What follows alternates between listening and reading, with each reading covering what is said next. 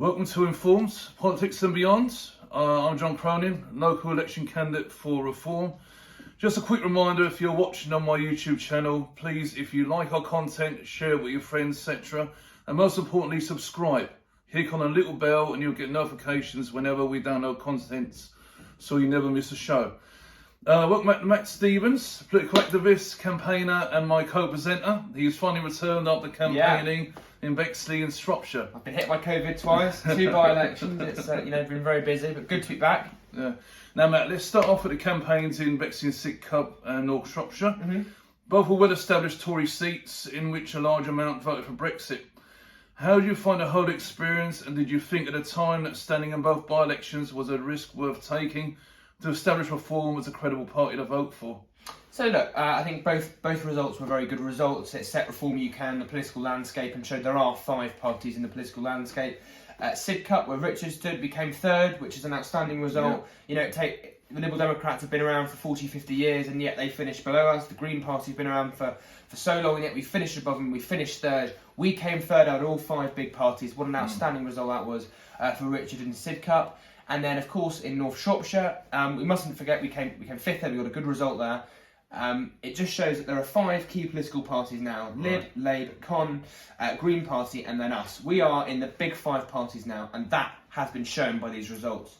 Of course, in North Shropshire, people were tactically voting. Some of our voters were saying, look, we want to vote for you, but we've just got to get the Tories out, so we're going to go vote for Lib Dems. So our vote in North Shropshire was slightly squeezed. But in Sidcup, we got an outstanding result that we can all be very proud of, ahead of the local elections next year, which we've got to fight hard. Okay, so you thought the results were a response to how they think the country's been run by Boris?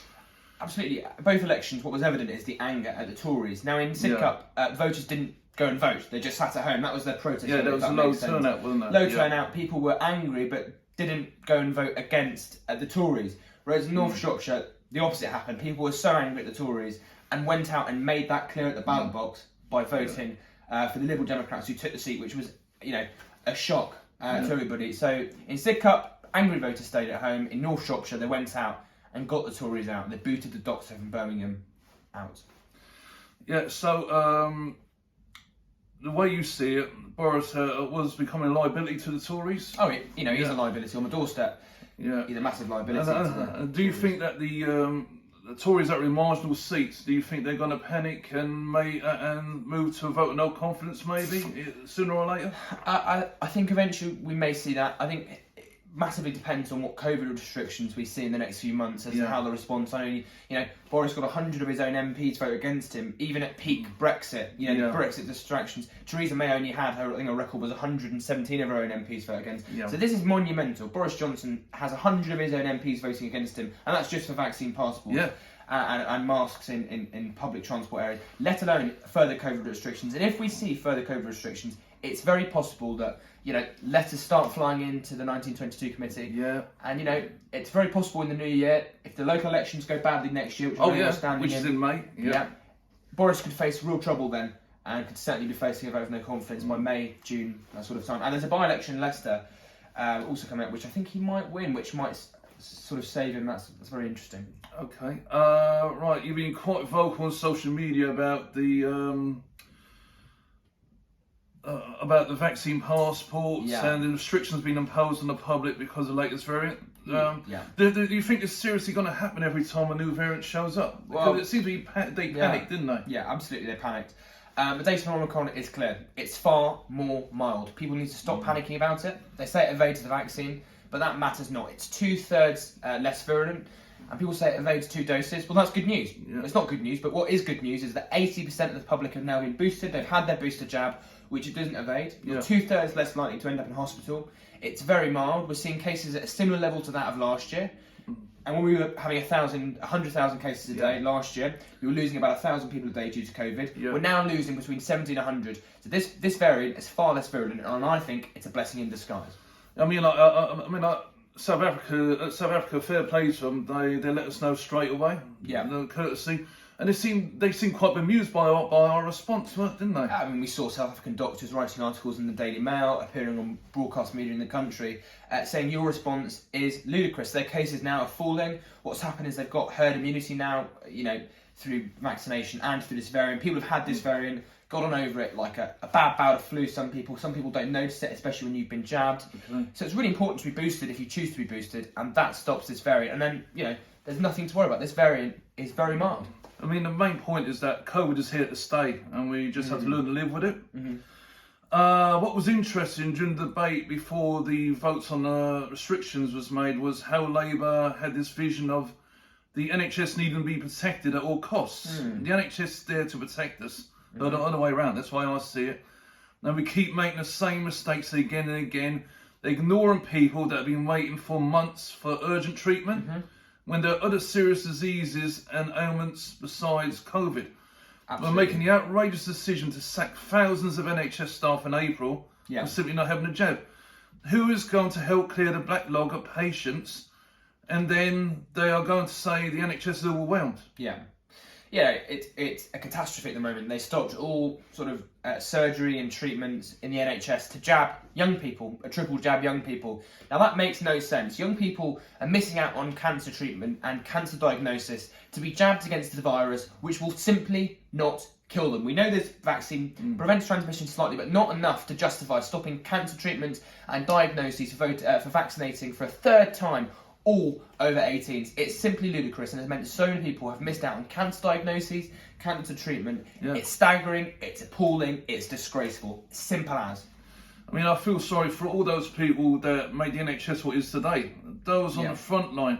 I don't mind more money going into the NHS as long as it goes to the right areas, not diversity officers and outrageous salaries. It's not the time to make up positions like that. Yeah.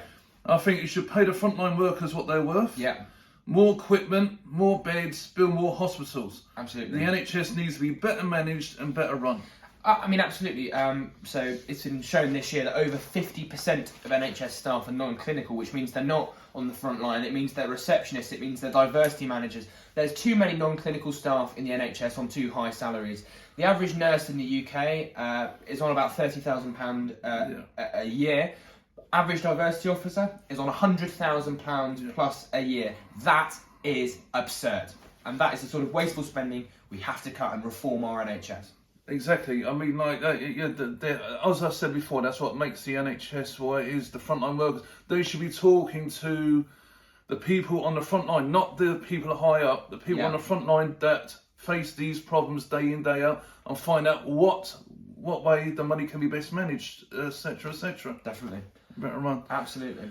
Okay, right, you want to talk about masks in classrooms? I do. So this week, last week we had Sajid Javid say the country must learn to live with COVID and there'll be no further COVID restrictions at that point. Well, Sajid, how is learning to live with COVID forcing 11-year-olds to wear masks for 7 hours a day? How's that learning to live with COVID, I ask you?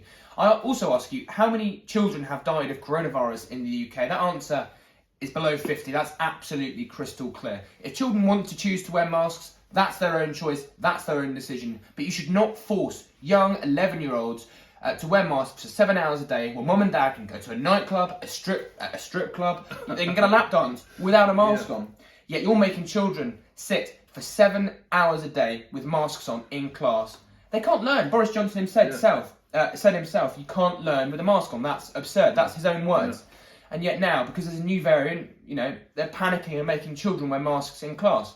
Now, Nadeem Zahawi, the Education Secretary, said this week they will not be here for a moment longer than necessary.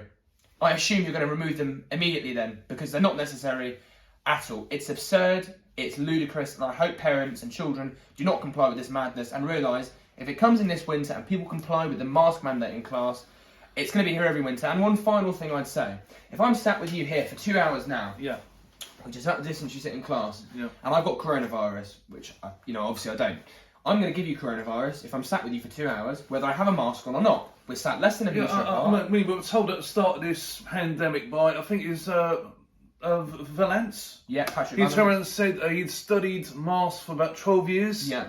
And he said they were pointless. They were worse than useless.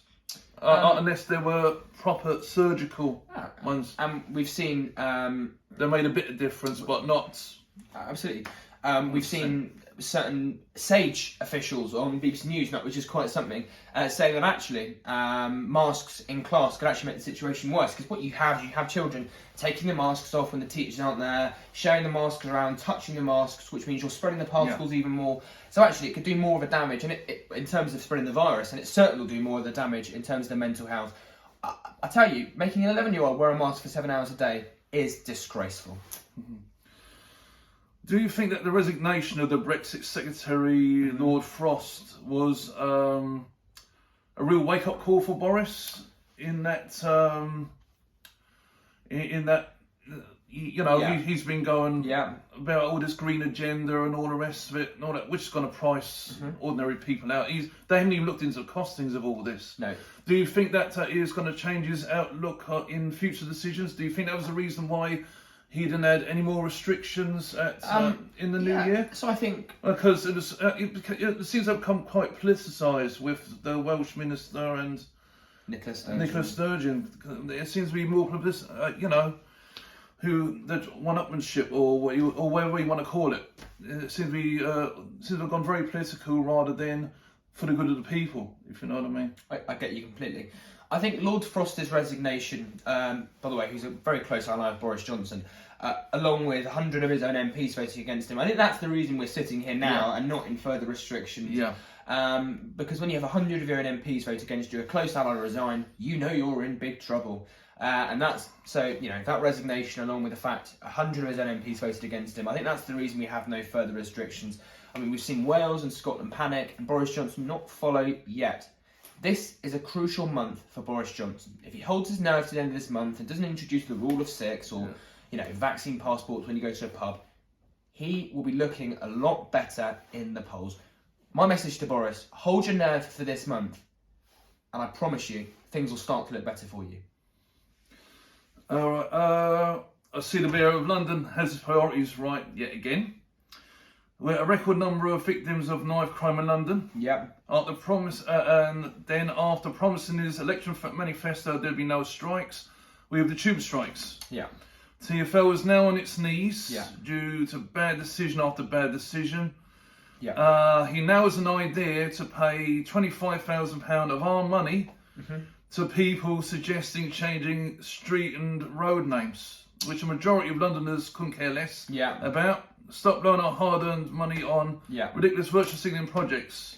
We're the most diverse city in the world. Get alive and start tackling the real problems of this city. What do you make of all this? Yeah, so you mentioned the tube strike. That's just a total lack of failure yet again from Sadiq Khan. He's been in power for so long, yet we're still seeing these stupid tube strikes. It's ludicrous. It's a lack of leadership, as you say.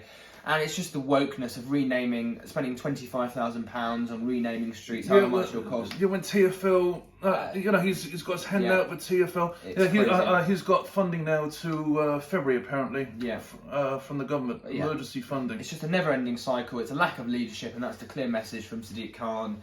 It's absolutely terrible. You've got young children being stabbed on the streets, and yet you want to rename the streets they're being stabbed on because it might offend a woke woman who sits at home voting for the Green Party, working from home, thinking she's merry because she has pronouns in her Facebook bio.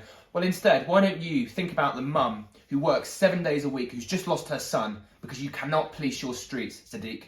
That might be a good idea to start with. Okay, right. Looking back, it's been a great year for reform. Definitely. Made a lot of progress in the new party. With the local London elections in May next year, which I'm pleased to announce I'll be running for reform. Yep, that's great news. In Southwark. I'm yet to decide what ward. We're looking for volunteers and candidates to stand in all wards if possible. We can have up to 3 candidates standing in each ward, so it would be great to have some company on the campaign. Just go on the Reform Party website and email us.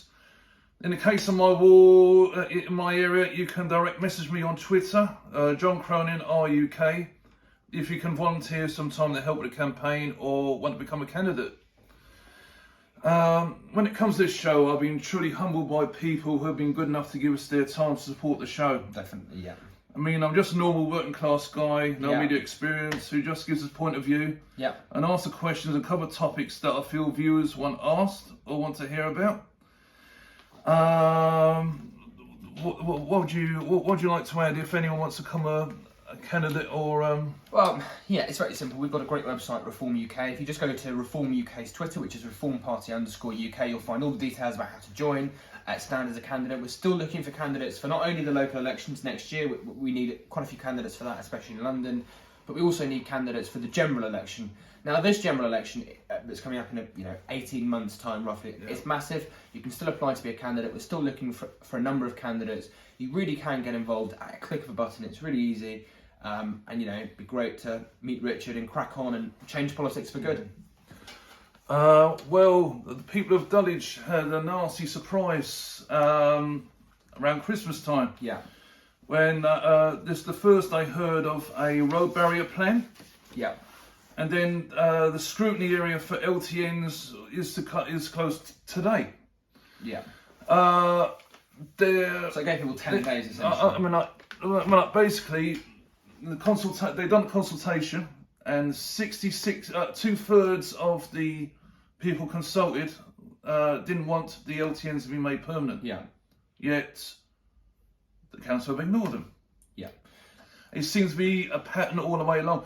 I mean, they're starting a CP, controlled parking zone near to where I am now.